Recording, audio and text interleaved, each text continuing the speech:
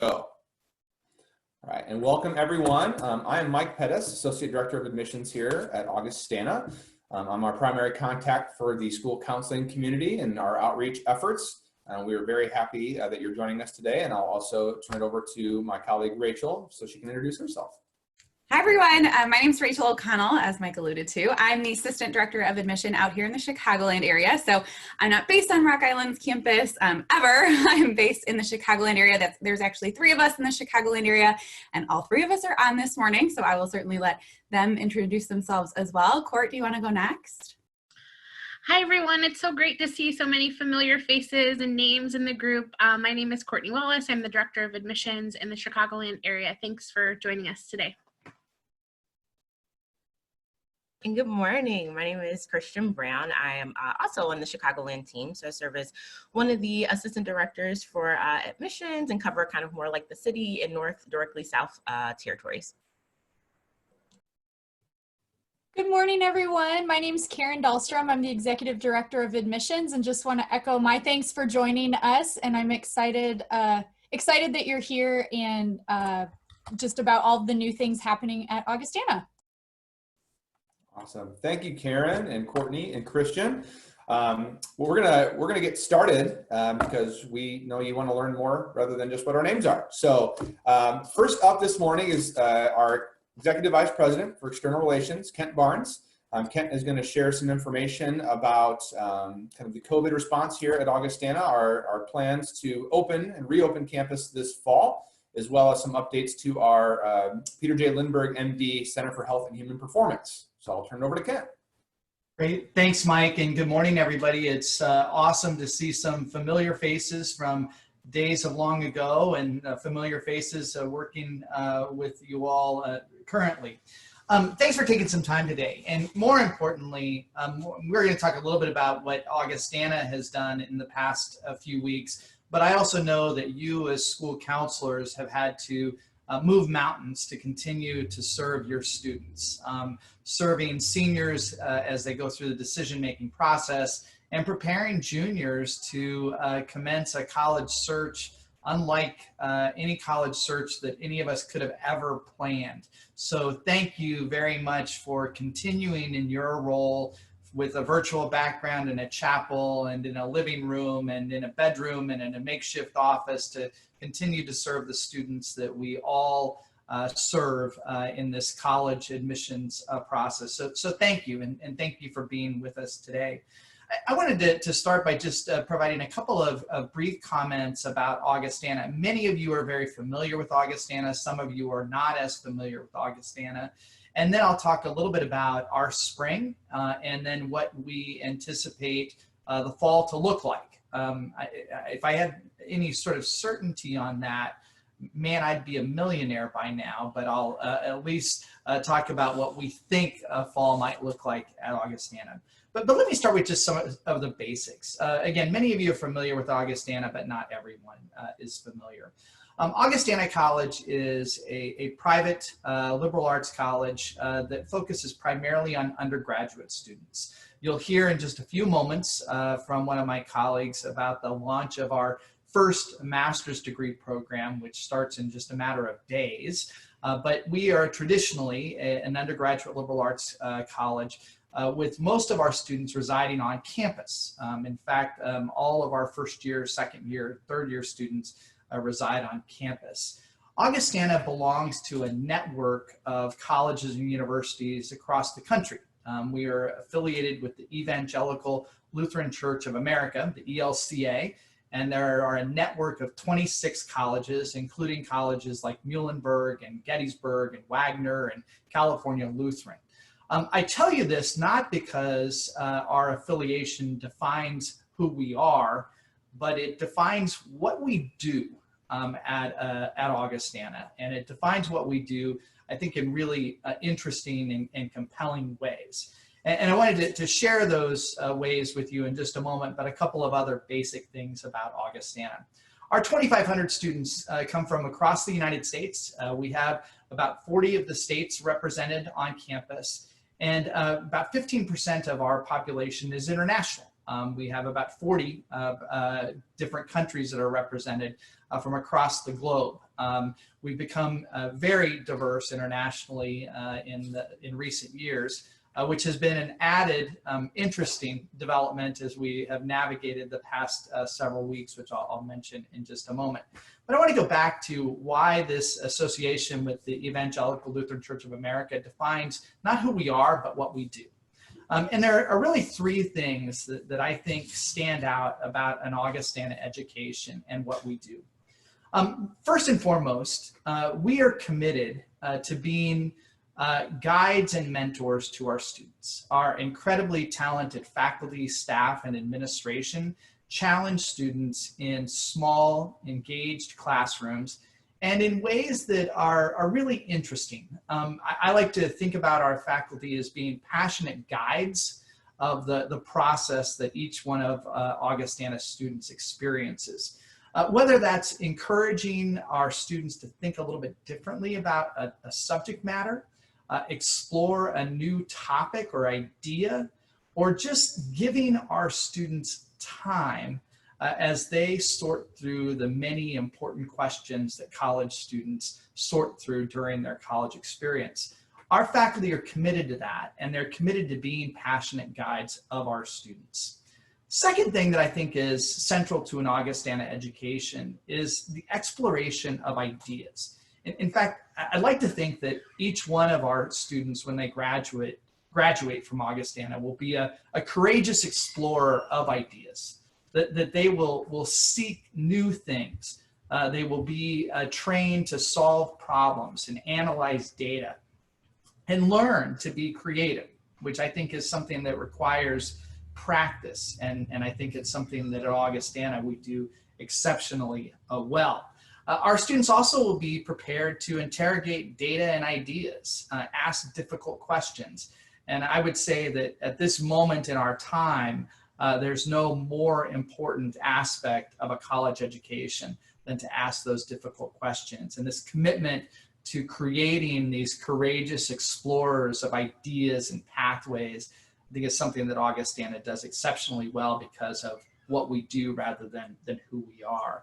Finally, we have a number of programs that are embedded within the curriculum that encourage students to be what I would describe as intelligent creators.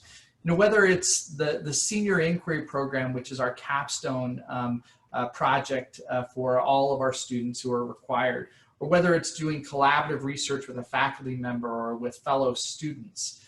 Our students are going to explore the creation of new ideas in an intelligent way. In fact, we think at Augustana that that's core to being a liberal arts college, where we are working to develop critical and creative thinkers who can analyze data effectively, communicate the results, and ultimately solve problems.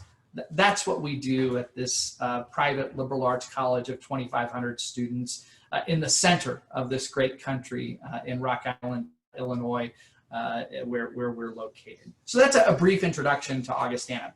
Let me talk a little bit about what's happened in the last 7 or 8 weeks.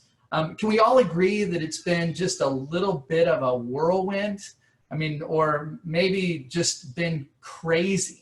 I've never experienced anything like it. My mother, who's 82, reminds me every night when we talk on the phone, since I haven't seen her since March 12th, that she's never experienced anything like this. This truly is unprecedented, and our campus has not been immune from that. So let me talk a little bit about what's happened at Augustana in the last 8 weeks. And the first thing that I want to mention is the monumental work of the faculty, as well as all of those at Augustana who support the faculty to move within 2 weeks from a planned semester of in-classroom instruction to remote learning for all of our students.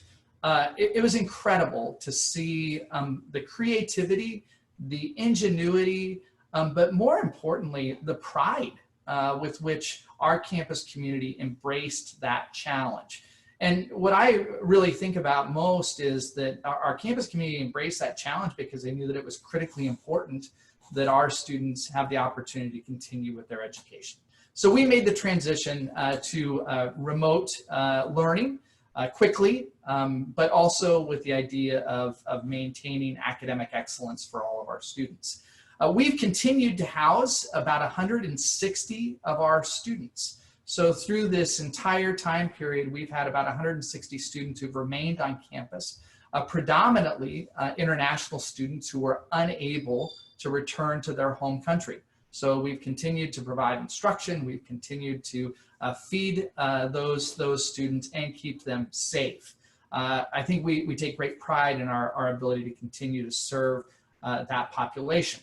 I also want to mention, though, that we've continued not only instruction and remote learning, but we've continued engagement in co-curricular involvement for our students, whether that's through meetings of specific athletic programs, whether that was online bingo. The first time we tried to do, bingo's a big thing at Augustana, and the first time we tried to do it, it broke the bingo system and we had to start from scratch and had to cancel it. But we've continued to try to provide that full, robust college experience for our students. And one of the things that gives me great pride is that last Tuesday night, we had a panel discussion that involved 4 faculty members and 4 current students to talk about what their experience was like through distance learning in the course of the past 7 weeks. And I beamed with pride as I heard both the faculty members and the students talk about their experience and the level of care and commitment that our faculty continued to show for our students. And our students mentioned that time and time again. So we've seen a lot of really good things, continuing to serve students, continuing to provide high quality education, and continuing to fulfill our mission as a comprehensive residential college, even in these remaining weeks. At the same time, it's not been easy. We, like many colleges, made the decision to fully refund room and board for the unused duration of the semester. That was about a $4 million refund to our students. We wanted to make sure that we were able to get that back in their pockets as quickly as possible, given the economic disruption. We also have just completed, we just ran the checks yesterday, the CARES Act distribution of funds to eligible students on campus. We did so with great care and thoughtfulness, ensuring that those students who are Pell Grant recipients received the largest proportion of that CARES Act distribution of funds. We acted with speed in order, again, to get those resources in the hands of our families. As we think about the fall, we're like many other places, exploring all sorts of possibilities that range from business as usual to investigating using hotels locally to ensure that every single one of our residential students has a single room. We're looking at every single possibility.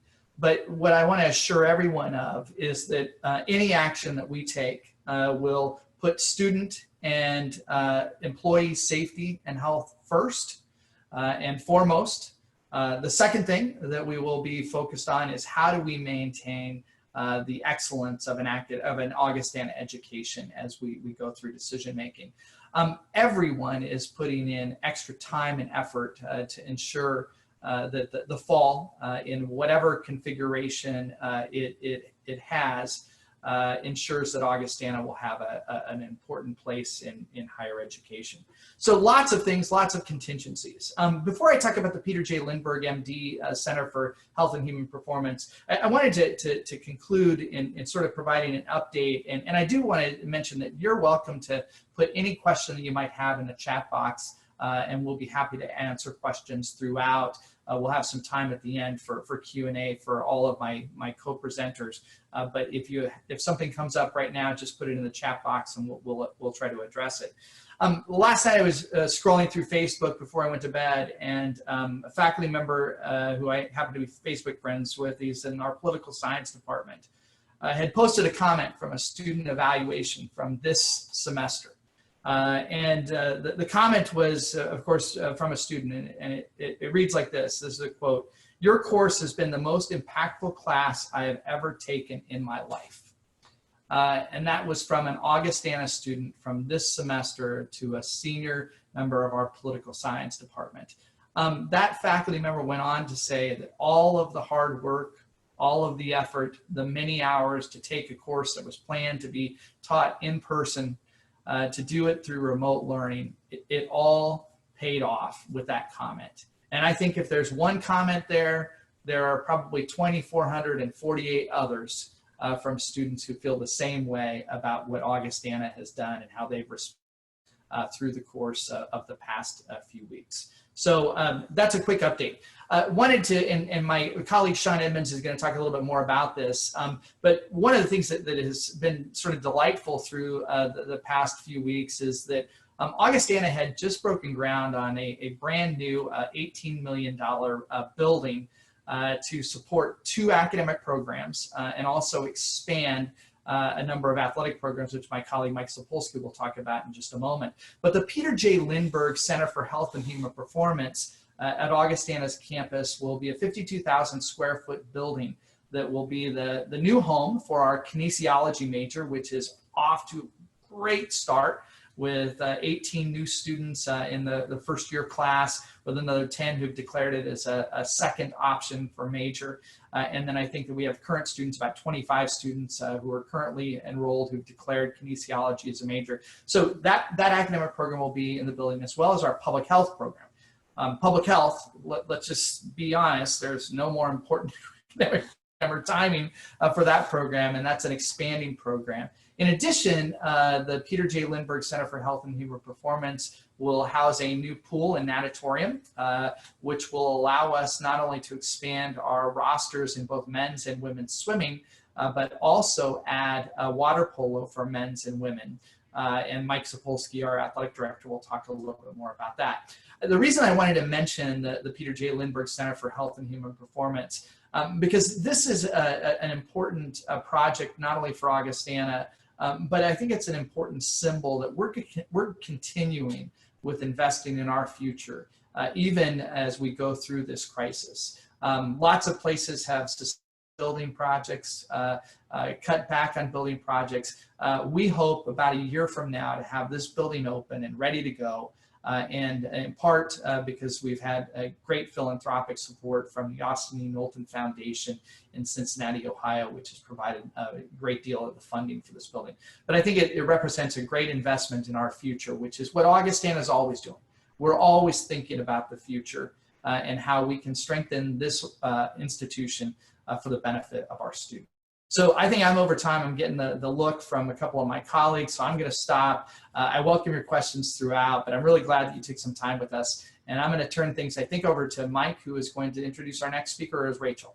Rachel. Me, yeah. Great. Thank you. Thanks, Ken. I always love hearing you speak about all of the things as it relates to Augustana. But yeah, it's my distinct pleasure to introduce you today to Dr. Shaun Edmonds. He is here today to speak with you about our kinesiology program. Right, I think I muted, so I think we're good. Hi, everyone. My name is Shaun Edmonds. I'm the kinesiology person currently at Augustana College. And it's been my first year here, and it's been quite a year, as you guys can imagine. So a couple quick things about kinesiology here at Augustana College. We're taking basically a cell to society approach. So many other kinesiology departments are going to focus really primarily on exercise science. But what we want to do is give it a liberal arts twist, where we're actually going through and thinking about the body, physical activity, from that cellular biology all the way up to sociocultural contexts. So really kind of giving students a broader overview of what physical activity can be in the current moment. And I'm pretty excited about that. I'm actually, Kent didn't mention this, but we got everything approved and set up, and people could sign up for the major 48 hours before we locked down the campus. So the fact that we have 20 majors who declared in a 24 or 48 hour period, that's a little bit more encouraging to me than maybe we could talk about with if we had it the whole semester and they could declare whenever. So it's been pretty exciting, especially working with these students. Kinesiology is often something where it's a big, funny, long word, so people don't often go to college specifically for that. They find that major when they're a part of a college already. So the fact that we already have, 25 students who are looking to start that in the fall, it's pretty encouraging on my end. So a couple things about kinesiology at Augustana. So as mentioned, we are really looking forward to the Lindbergh Center opening, particularly because we want to focus on two aspects of kinesiology. So first is our physical activity for everyday population, right? So how do we go ahead and motivate individuals to be physically active? What does that look like? How can we do it in an appropriate way based on cultural context and the needs of the individual? And the other side of that is human performance, right? So the fun part where we go and we hang out with all the athletes who are, usually more of our shining examples of human ability. So we actually have it set up so that there are two major labs within Lindbergh. One that's dedicated towards how do we work with everyday populations? How do we work with people who are injured? How do we work with elderly? How do we work with youth? So it's really kind of designed to bring everyone together in that space, all the average everyday people, like most of us, right? And then the other one is there for that human performance aspect of it. And one of the things in our area is we want to see people at the edge of performance, because that gives us an idea of what the idealized version of our bodies could be. And then we can use that with our average everyday population. So it really gives us a range that we can bring to the students, like experiences that they can see where they're basically flipping back and forth between these populations and seeing what humans are really capable of. So I'm pretty excited about that moving forward. Again, we've got about a year, but at least on my end, I'm like looking at equipment already and all this stuff. So it's been a lot of work here as well. So thinking kind of, what do students do with this? We have students who take kinesiology and they're going to go into literally tons of different outcomes. So oftentimes people will come in with this idea of, I want to be a physical therapist. And probably about 30% of them continue on to physical therapy. Most of them will go in and we say, hey, if you really want to do this, go ahead, pick up an internship and see what you like. And they're like, there's a lot more paperwork to this than I thought and a lot less people time. So I'm going to find something else to do. So we get a lot who come in and they have this whole pre-med idea or pre-physical therapy, and some of them do follow through with that. But we also want to give them the opportunity to look at other careers and other ways that they can be the best version of themselves, where they can go ahead and find something that really works with the personality that they have, the things that they care about. And what we often find is people care about people. And that's one of the reasons I love this major, is because, we usually have people come in and be like, I love biology, but I don't want to look at cultures for the rest of my life. I want to talk to people. I want to work with people. So it's really kind of bringing them to areas where they can experience people. So we do get the pre-med, but we also have people going into sports and sport management. We have people working in public recreation facilities, outdoor adventure, that type of thing. So we really want to give students the opportunity to explore what works best for them and really kind of give them an appropriate space for that. Kinesiology is also very interesting in the fact that we give them a bunch of tools, but as you guys can see with like anything in the past 20 years, there's a lot of entrepreneurship that goes on with the kinesiology major. So students get this baseline of ideas or things that they care about, and we encourage them to mix and match things to make their own profession, right? And we see the development of things every couple of years. There's something new in the fitness market, or there's a new way to open a gym, or just new things every couple of years. So we encourage students to kind of explore what that might mean to them and to really cobble together something that's going to work for them and give them the ability to really look towards the future in a way that is their own path, as opposed to kind of a predetermined one, which I think many of them come into college with an idea of, I want to do this, this is the right path. And I hope we can all see that that doesn't always work for everyone. So giving them that opportunity is something I'm really excited about. I know we're in like a minute. I think I'm at my time. So if you have any questions, feel free to drop them in chat and I'll talk to you guys at the end. But thank you for the time. Awesome. Thank you very much, Shaun. And we'll just, we'll keep on moving. And again, feel free, if you have specific questions, feel free to send them to myself or Rachel privately as well. And we can address those more anonymously or publicly with the group. Or if you just want to ask it to the group in general, no problem there. But we will move on to Dr. Kathy Jakielski from our Communication Sciences and Disorders Department. And she's going to share a little bit more directly about our new Master of Science in Speech Language Pathology. Hi, good morning, everyone. Thanks for your interest in Augustana and in our new programs. I have been at Augustana for just over 22 years. I'd say it's been a love affair. Can't use the word passionate, and I think that's one thing that is distinctive about all of us at Augustana, and it is we have a lot of passion. I'll try to contain mine because it's early yet, but Augustana has the oldest university or college-based speech, language, and hearing center in the country. So that idea started at Augustana, and we have one of the oldest academic programs in speech language pathology and audiology, which is now called Communication Sciences and Disorders. And so we've had this long storied history of graduating really strong undergraduate students, and we send them off to graduate programs all around the country. And it's very competitive to get a seat into a speech language pathology program or an audiology program. And we thought, wow, we've got these great students and they're sought after. I mean, we've had between 95 and 100% acceptance rate into graduate programs for over 25 years that we've actually collected data. So we thought, well, why don't we, a master's degree is the entry-level degree for a speech language pathologist, a clinical doctorate for the audiology profession.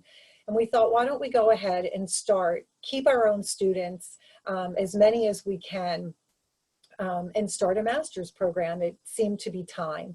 Also, we can help to fill some of those speech language pathology positions nationwide that there is a chronic shortage of applicants for.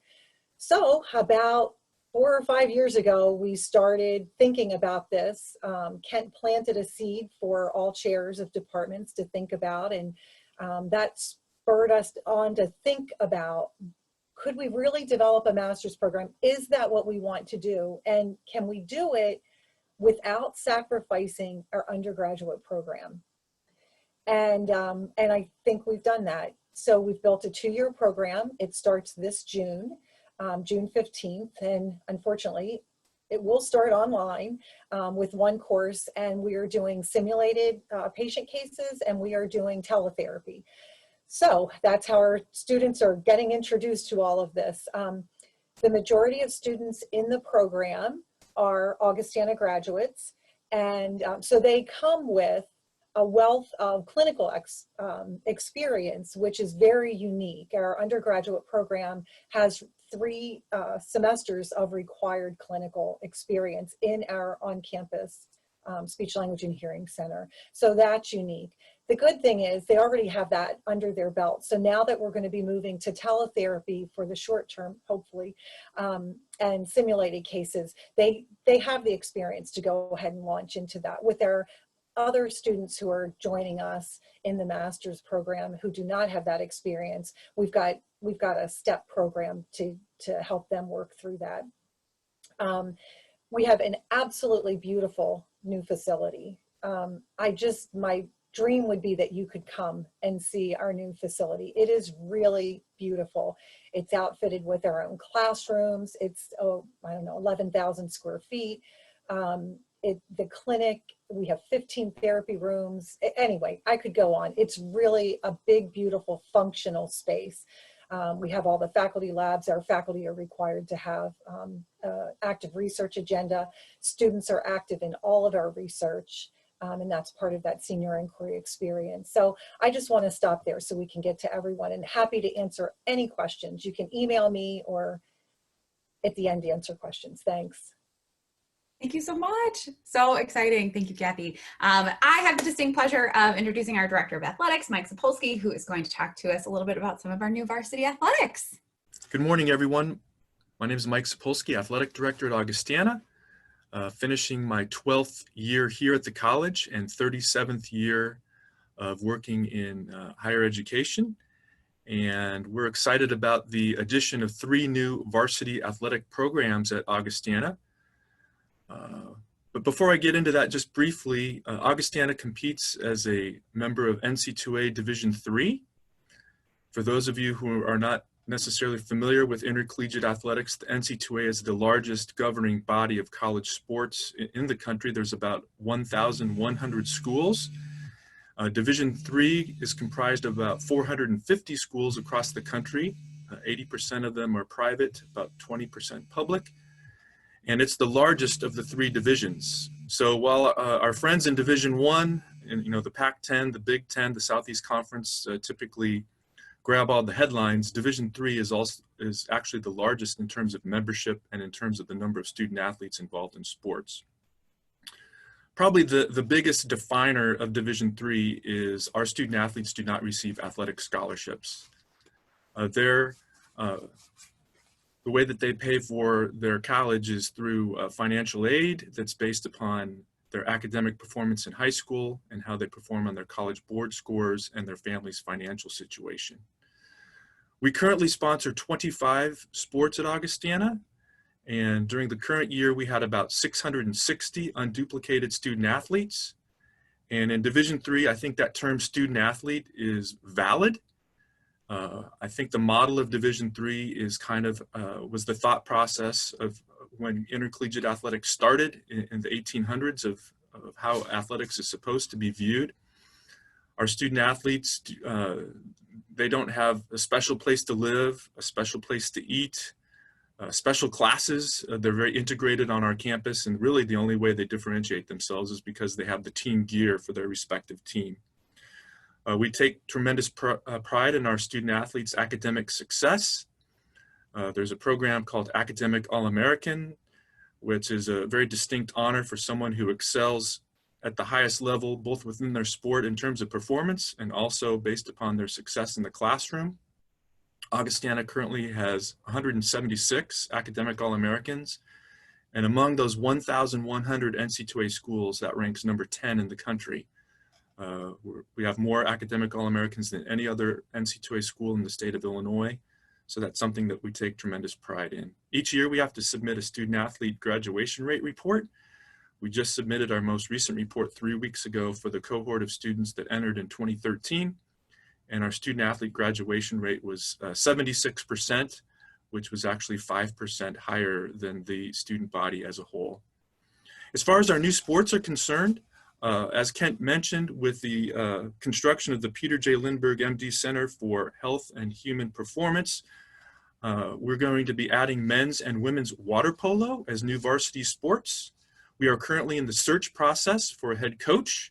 We're beginning our second round of interviews on Thursday, and hopefully shortly after the 1st of June, we'll have finalists to visit campus, make a decision, have a new head coach in place, and they'll have the next 14 to 15 months to actively recruit our first cohort of student athletes that'll be participating in men's and women's water polo. And again, we're able to add this sport due to the new facility, which will include a stretch pool and allow us to expand our swimming rosters and then add water polo as a varsity sport for both genders. The men's season is in the fall, the women's season is in the spring. So similar to volleyball, where the seasons are different for the genders. In addition to adding water polo, we've also announced the addition of women's wrestling. Along with water polo, these 3 sports will begin their competitive seasons in the 21-22 academic year.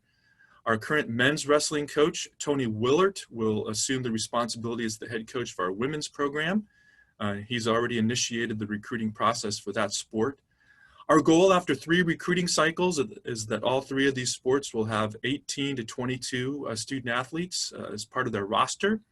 So we are an important part of the overall enrollment puzzle at the college, and seeking students that are interested in academics first, they're passionate of their sport of choice second, and then number 3 priority is filling in anything else that they're capable of putting involved in 168 hours during a week. So thank you for your time today, and we look forward to your questions at the end of our presentations.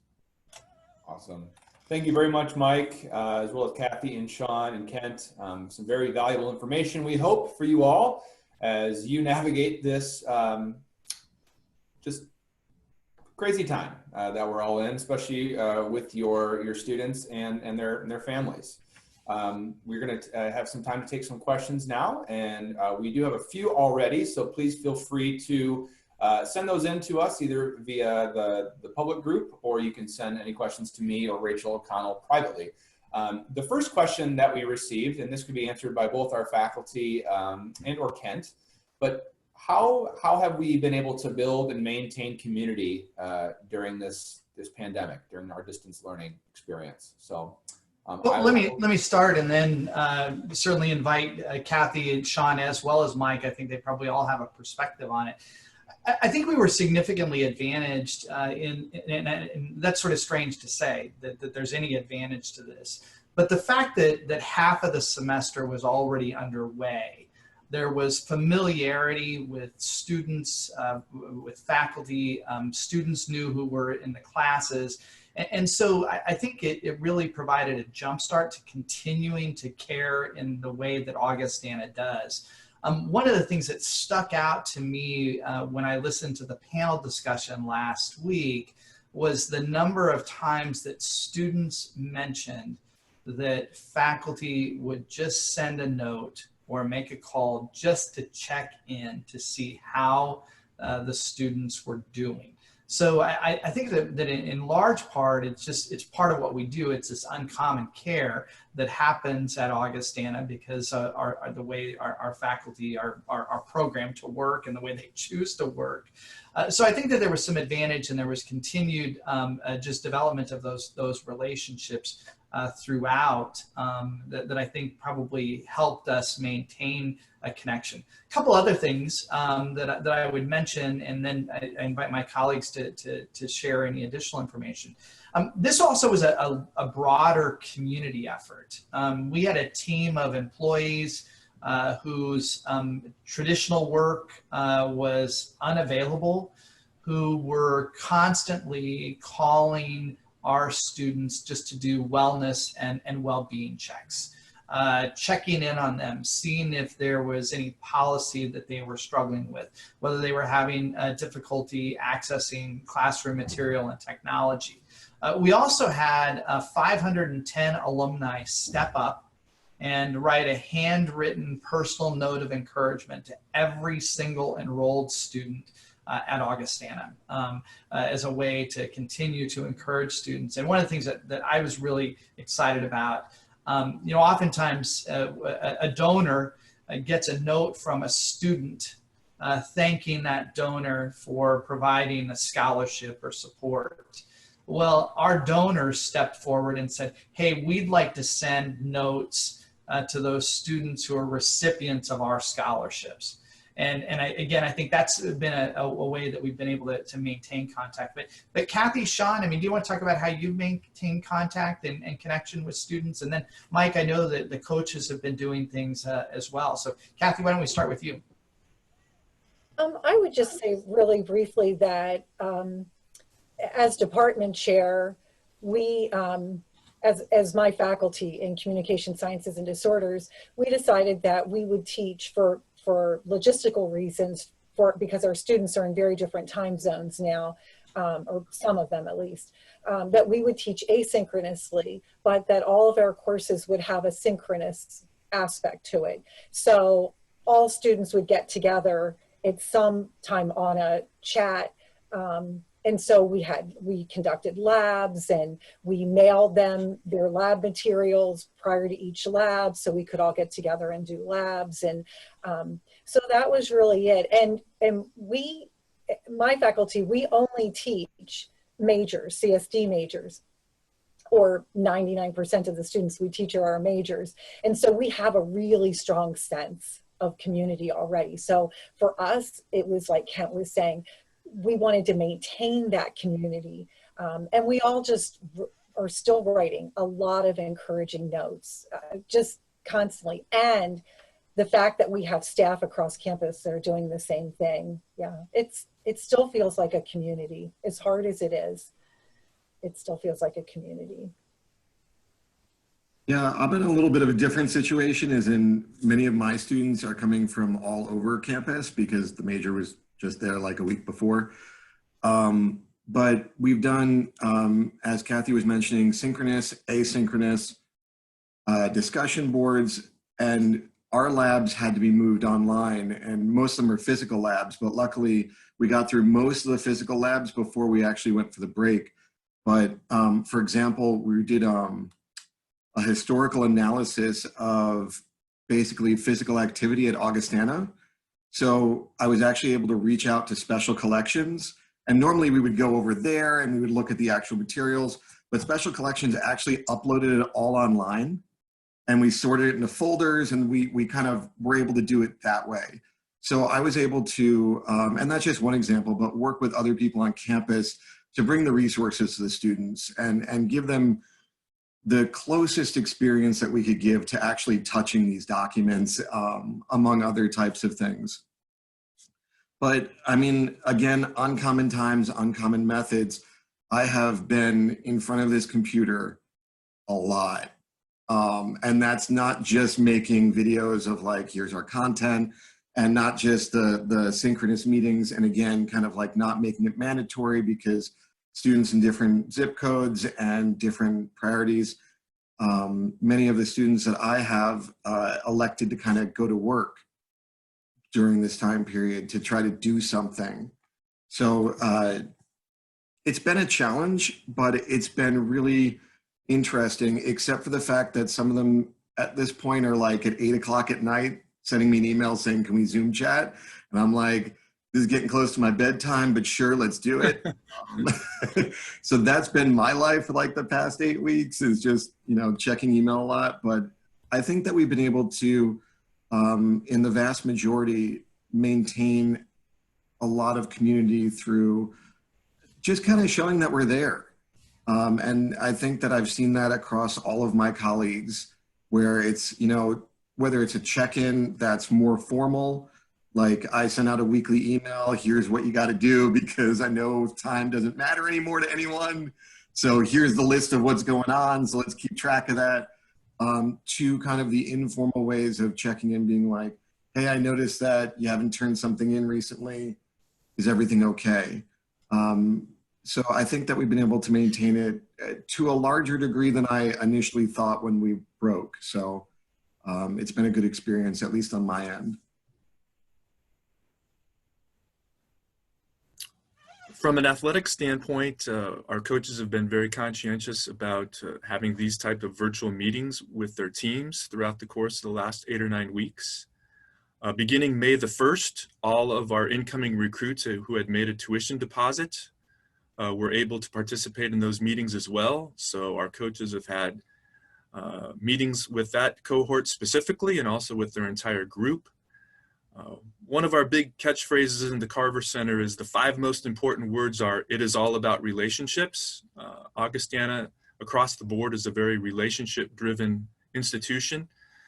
And that, I think that's one of our hallmarks of our success. So despite the circumstances, we've continued to focus on relationship building with our students and our student athletes.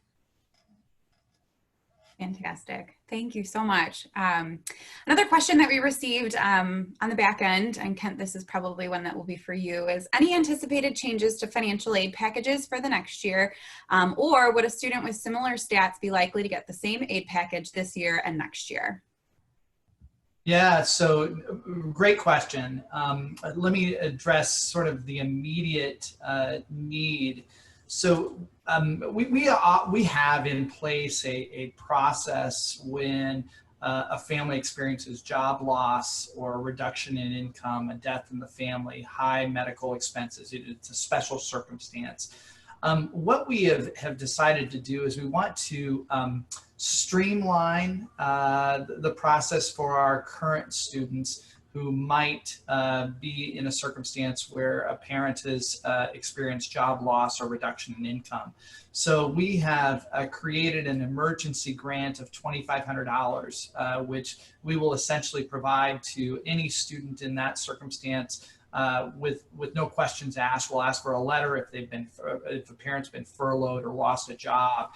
But rather than have them go through the typical process, which requires a student to apply, we wait to see if they've received unemployment, so on and so forth. I mean, it's a process that could take weeks. We want to be able to tell a student in that, or family that's in that difficult situation, that we're here to help immediately. And then we will go through that traditional process over the course of the first semester to determine whether or not there's eligibility for that grant to continue into the second semester. But we want to cut out the bureaucracy. We want to streamline.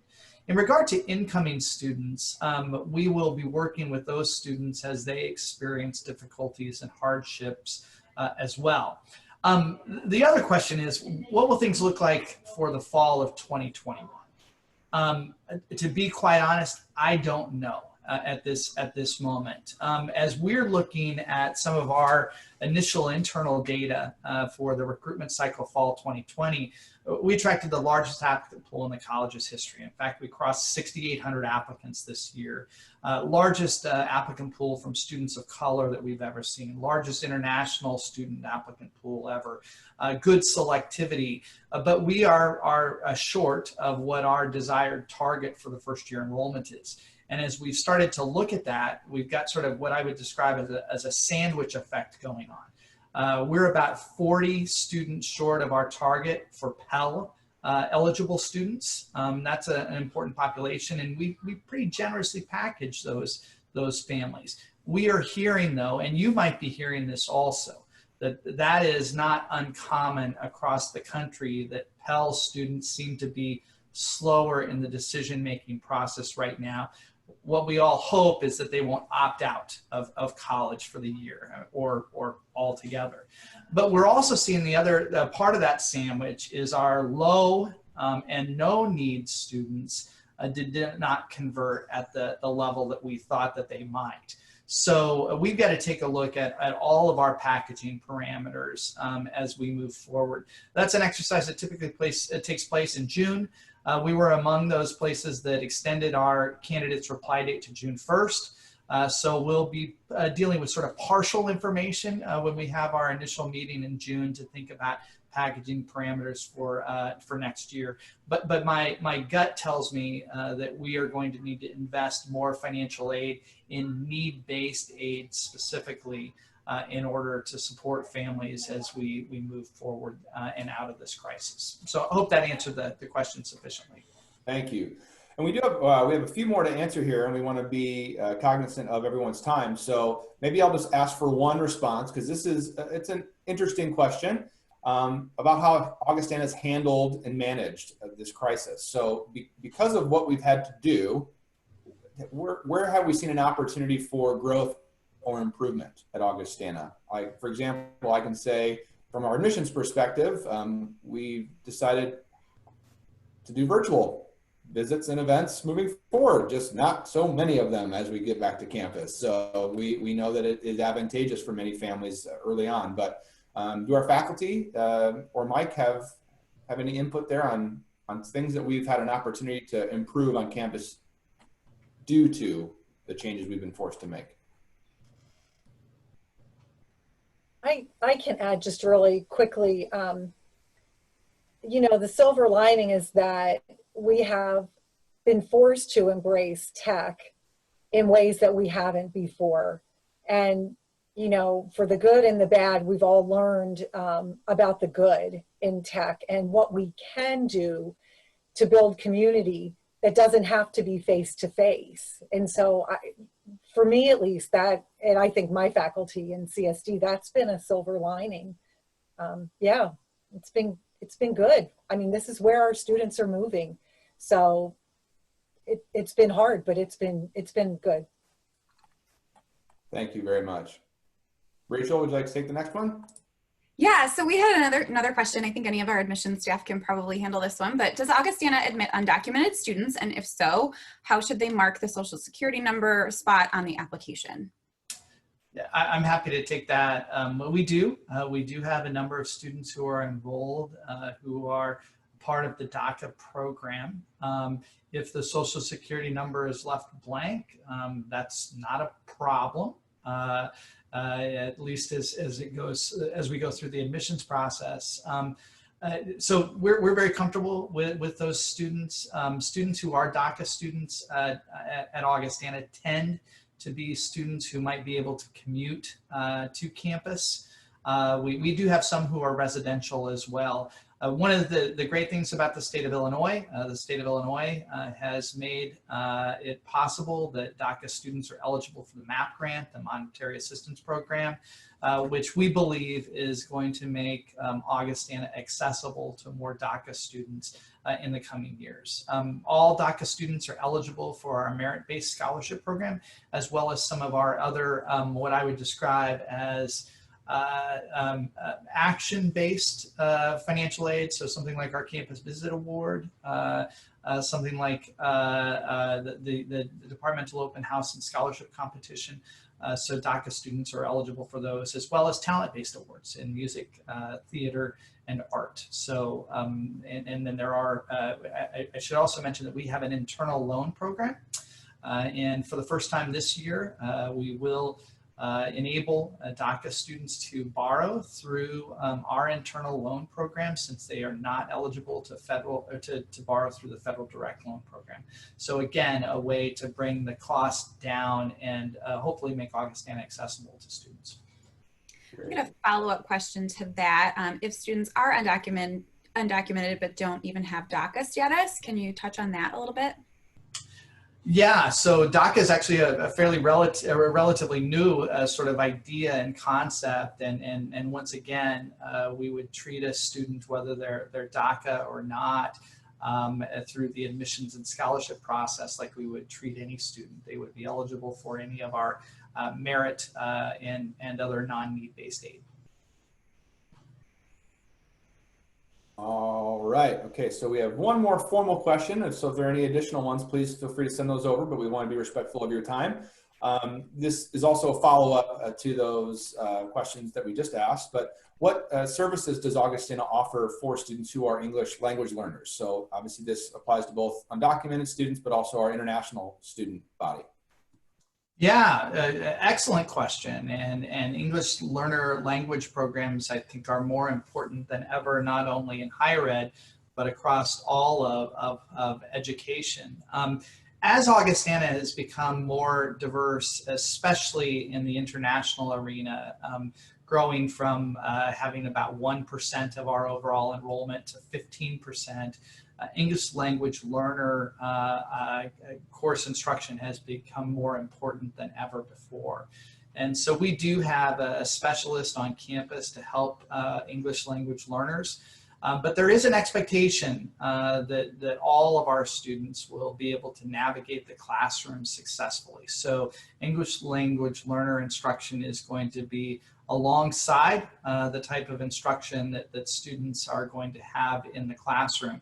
One of the things that we really try to do is not be guided exclusively by standardized test performance in assessing a student's ability relative to the English language. Our Director of International Recruitment, Liz Nino, will interview probably 90 to 95% of our international students to be able to gauge their ability to navigate the English language in instruction. So that carries the day over standardized test performance. But there is support for English language learners. We think that that's critical. I was included on an exchange yesterday that Karen Dahlstrom, our Executive Director of Admissions, was having with our student support services about a Spanish language online orientation and registration program for Spanish speakers as they navigate the enrollment process at Augustana. I was on a call yesterday with Liz Nino, who is very excited as we've experimented more with technology to do an information session in Vietnamese, do an information session for students from Morocco, since we have a large Moroccan population as well. So we want to make sure that people, all people, feel like they are included, and English language learner instruction is central to that as well. If I can just add something really quickly, a secondary layer is available to all students at no cost to them for services in our Speech, Language, and Hearing Center on campus, where sometimes there's a question for a second language learner. They're not, trying to tease apart, is it second language acquisition that's causing some problems, or might there be an underlying language-based disorder that's been undiagnosed in their native language? And so we do assessments and testing to help tease that apart. And if there is an underlying language disorder, then we will work with those students on that language-based disorder. And another piece is related to this is that we also do accent reduction therapy in our center. And that's for students who come to us who have English as a second language or third language, and their actual dialect or accent is very strong in English. And we've had students who are pursuing graduate school or a job, and they're not being easily understood when they're speaking English because of that. And so we work with reducing that native language dialect so that their English is more understandable. Yeah, so that's available on campus. Awesome. Thank you so much. I think we have hit all of the questions and no more have come in since we've been answering those. So thank you all. We'll go ahead and wrap this up right on time, which is really great. Thank you all so much for joining us. I know your time is valuable. You are probably getting bombarded with meeting requests and Zoom things like this, or Google Hangouts, or whatever the case may be. So thank you so much for taking time out of your busy schedule to join us today, learn a little bit more about Augustana, learn a little bit more about some of our really exciting programs. And so thank you so much, and thank you to the faculty and our staff. We really just appreciate everybody's time. We will be following up with a survey and what you thought, and also sending you the recording. So if you were furiously jotting things down, no need to worry. We'll send you this recording as well. And so thank you all very much. It's been a pleasure spending an hour of your morning, and we look forward to working with you soon. Thank you all so much. Stay safe and good luck.